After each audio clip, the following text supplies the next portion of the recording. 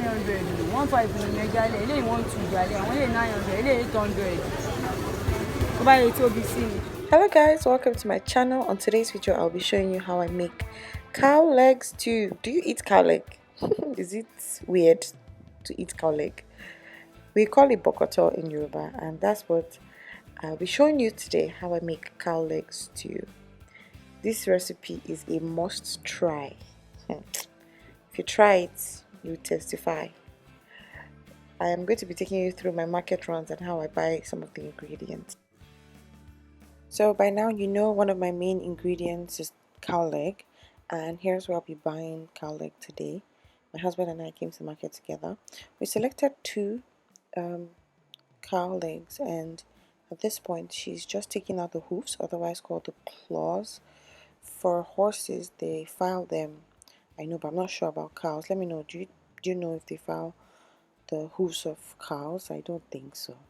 And then she just divides it into half, but then she tactfully takes out the bone in between. Watch out how she does it.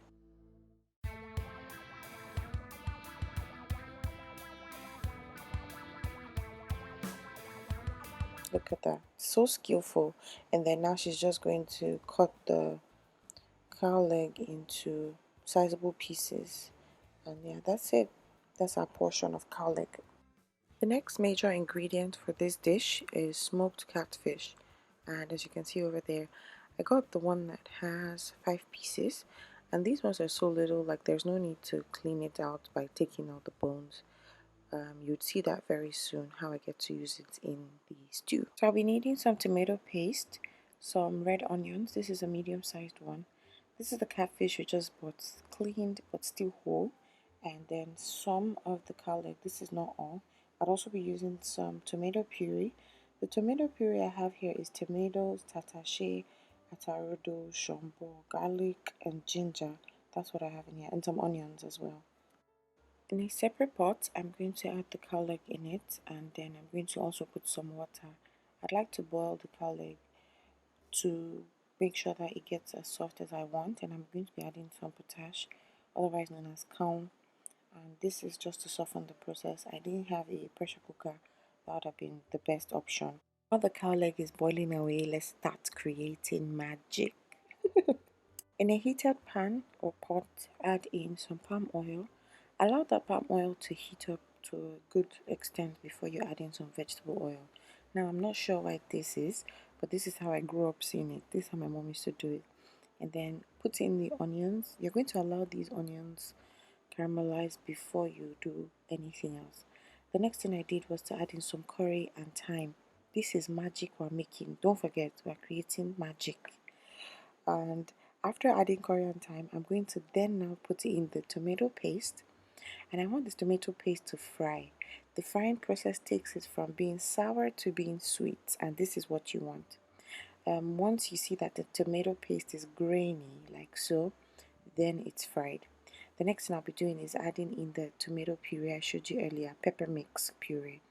And I don't know if I mentioned that the puree is raw. I didn't reduce it. Like once I just blended it into that puree form, that's how I'm using it.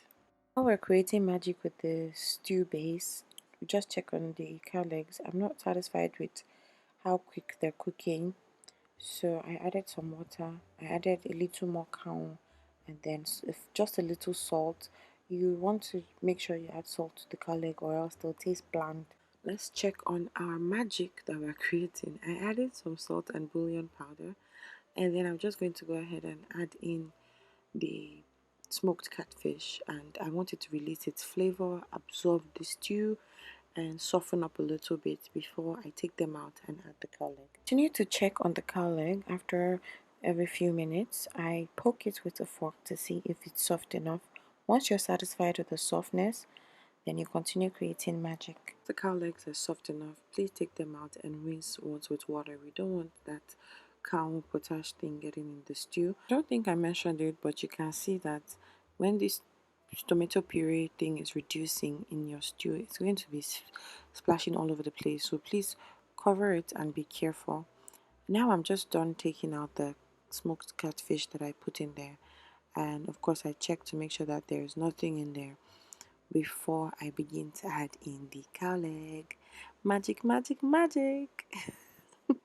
Once you're done adding the cow leg, give it a good stir. Add in some water to just reduce the consistency of the stew, and then I'm going to cover it and let it boil for a little bit before introducing the catfish back into it.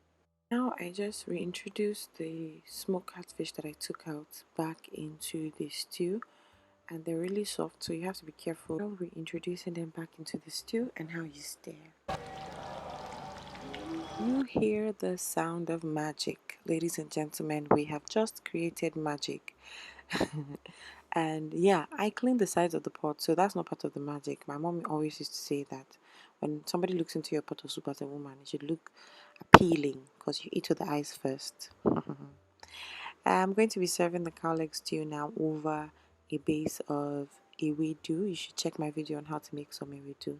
And I'm just putting the cow leg and tomato fish. Now I could show you how to make some cow leg stew, but I can't possibly give you some of it to taste. I wish I could. But I want you to try it and let me know how it tastes like when you do. Send me an email or a DM on Instagram. If you're not following me on Instagram, what you doing with yourself? I served this magic deliciousness with some white amala, otherwise called lafo, and this was amazing, you guys. This was great. I have a video on how to make lafo. You should check that out as well. Yeah, don't forget to give me a thumbs up if you enjoyed this video and subscribe to my channel if you haven't. Until next time, bye.